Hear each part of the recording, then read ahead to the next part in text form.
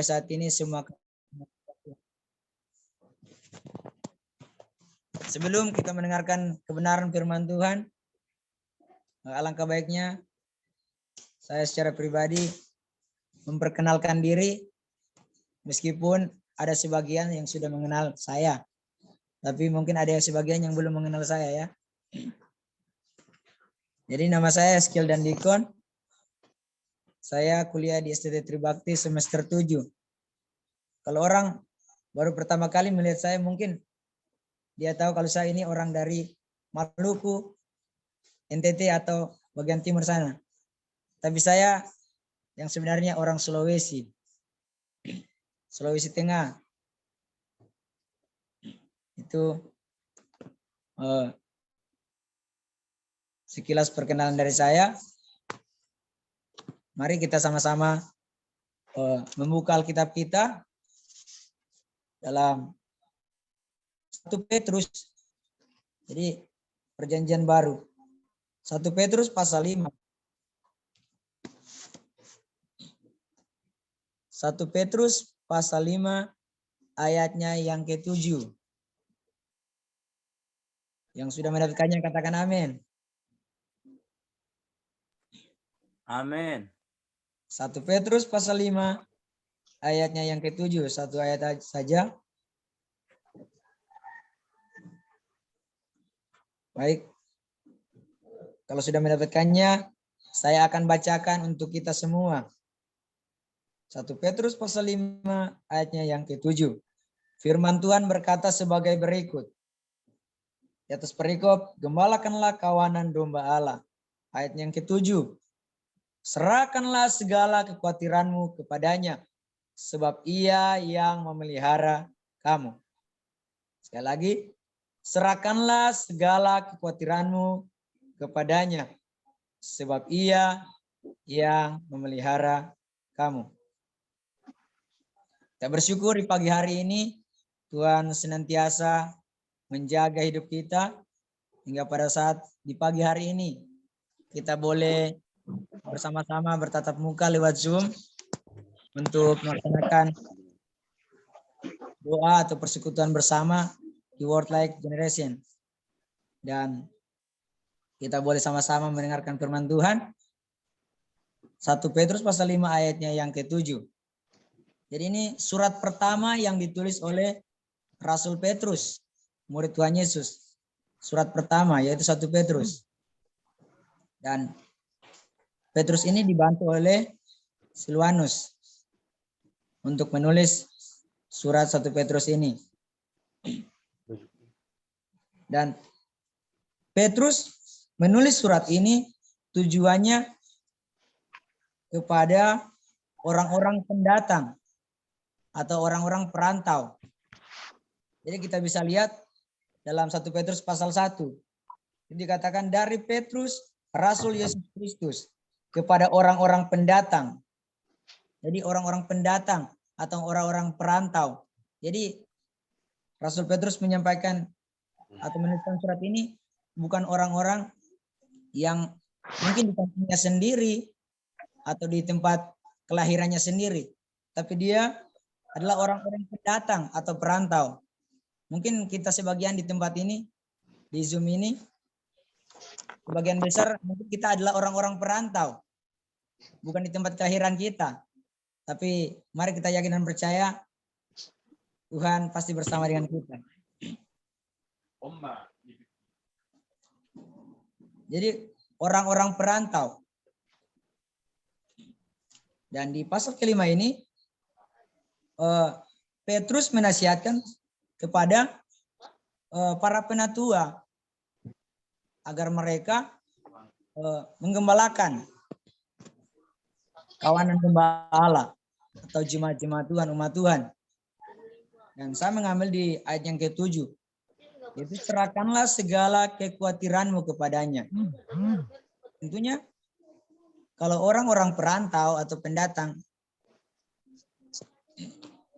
hal kekhawatiran ini pasti sering terjadi atau sering kita alami dalam hidup kita secara pribadi maupun keluarga kita, anak-anak mungkin. istri bapak ibu, istri bapak maupun suami ibu, mungkin pernah mengalami yang namanya kekhawatiran, apalagi kita di tempat ini sebagian besar mahasiswa. Mungkin kita bisa mengalami hal seperti itu, kekhawatiran. Karena kita ini orang-orang pendatang. Mungkin kita berpikir, saya sampai di sini, bagaimana? Tidak ada sanak saudara saya, famili saya, dan lain sebagainya. Atau mungkin ketika kita membutuhkan uang untuk perkuliahan atau lain sebagainya, tentunya itu bisa membuat kita khawatir dan lain sebagainya, bisa membuat kita takut, bisa kita membuat hati kita cemas, kita tidak bisa bersuka cita, tidak bisa bersyukur ketika kekhawatiran itu datang dalam hidup kita. Nah, dia di kalimat selanjutnya katakan, sebab Ia yang memelihara kamu. Nah, sesuai tema yang saya sudah berikan di brosur, siapakah yang memeliharaku? Mari kita pertanyakan dalam diri kita masing-masing. Sebenarnya siapakah yang memelihara saya? Siapakah yang memelihara anak-anak saya mungkin? Siapakah yang memelihara istri saya? Siapa yang memelihara orang tua saya? Dan lain sebagainya. Coba kita pertanyakan dalam diri kita. Sebenarnya siapa yang memelihara saya? Kalau kita hanya berpikir sepintas lalu, mungkin kalau saya yang belum menikah, ketika ditanya siapakah yang memelihara kamu, mungkin secara jasmani saya akan katakan orang tua saya yang membiayai saya dari saya kecil, orang tua yang sudah mengasuh saya, memelihara saya, dan lain sebagainya. Tetapi yang saya mau katakan adalah seluruh aspek kehidupan kita itu ada dalam pemeliharaan Tuhan. Seluruh aspek kehidupan kita itu ada dalam pemeliharaan Tuhan. Ketika kita dilahirkan, Tuhan telah mengirimkan orang tua untuk memelihara kita. Itulah karya Tuhan dalam hidup kita. Ketika kita sudah tidak bersama-sama dengan orang tua kita, yang mungkin yang sudah menikah, mungkin pasangan hidup kita itulah yang akan memelihara kita. Dan lain sebagainya. Ketika orang-orang yang ada di dekat kita, ketika kita berhubungan baik, membangun hubungan yang baik dengan sesama kita, itulah bukti kalau Tuhan senantiasa memelihara hidup kita. Ketika diibaratkan, ketika kita menanam suatu tanaman, ketika musim kemarau, musim panas, dan kita menanam pohon di tanah yang kering. Ketika kita tidak merawatnya atau tidak menyiram, tentunya tumbuhan itu mati. Ketika kita tidak menjaga dengan baik-baik, tentunya tumbuhan itu akan dirusak oleh binatang. Dan pada akhirnya tumbuhan itu tidak bisa bertumbuh. Nah, sama dalam kehidupan kita.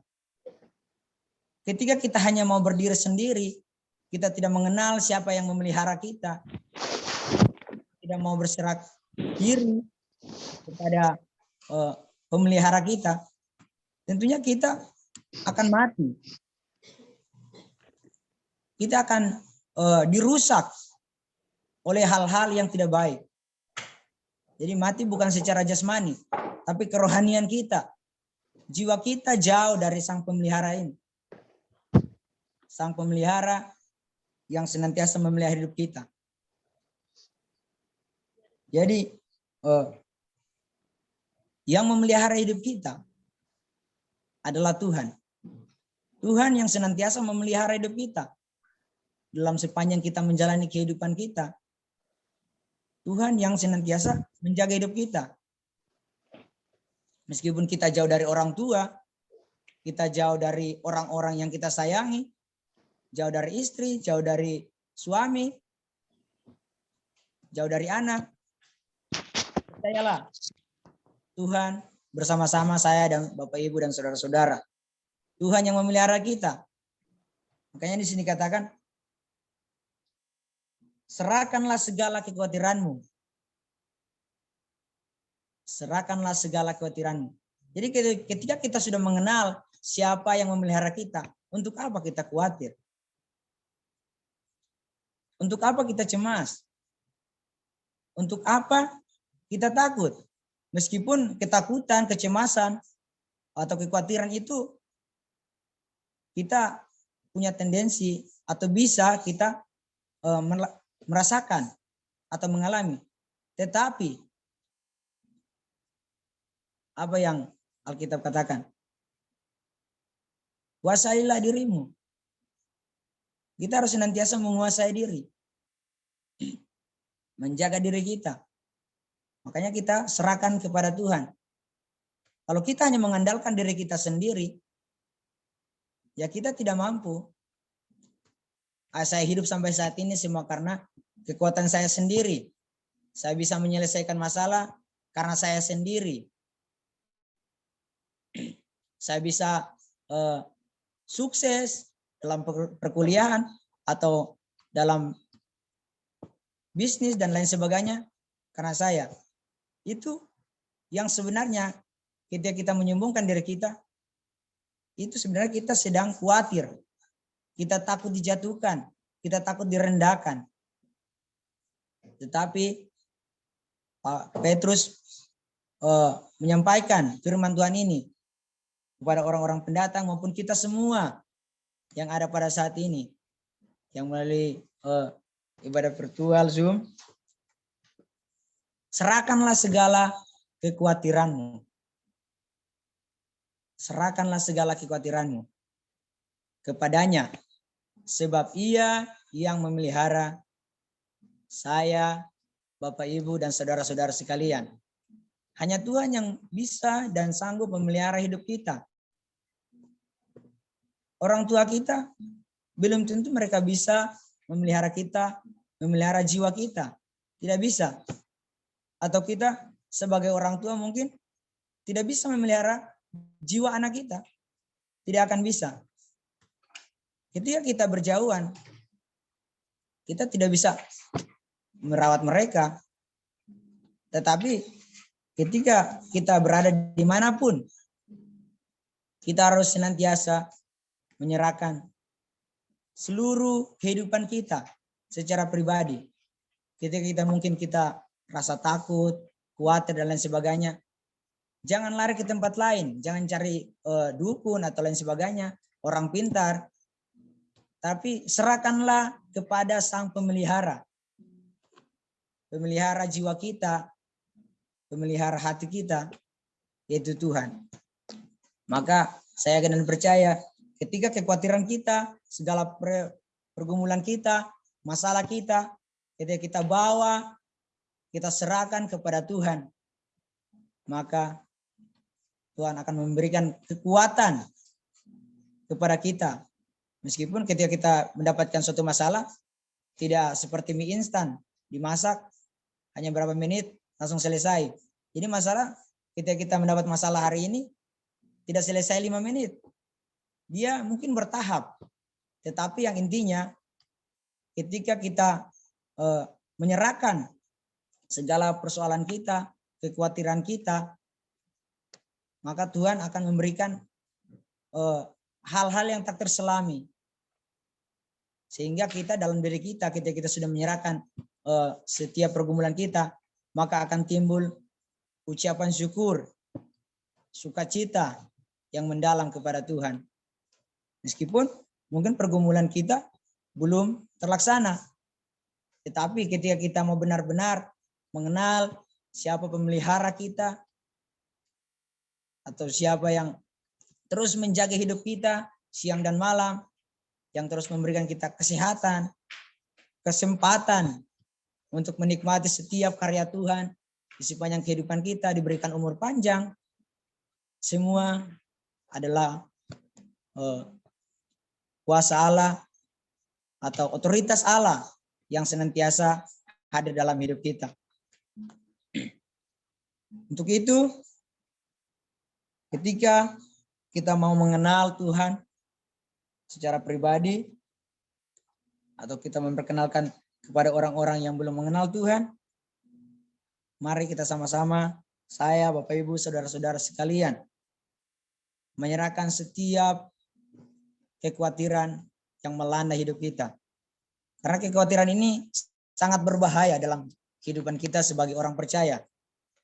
Kekhawatiran ini bisa menimbulkan hal-hal yang tidak kita inginkan dalam hidup kita. Kita bisa ketakutan berlebihan. Nanti gampang-gampang kita bisa stroke, bisa jatuh pingsan, langsung mati lagi. Ketika kita khawatir, sukacita kita akan hilang. Makanya Rasul Petrus mengatakan, serahkanlah. Karena kalau kita tanggung sendiri, kita tidak akan mampu. Ketika kita khawatir, kita tidak bisa mengucap syukur kepada Tuhan. Nah, karena itu kita harus serahkan semuanya.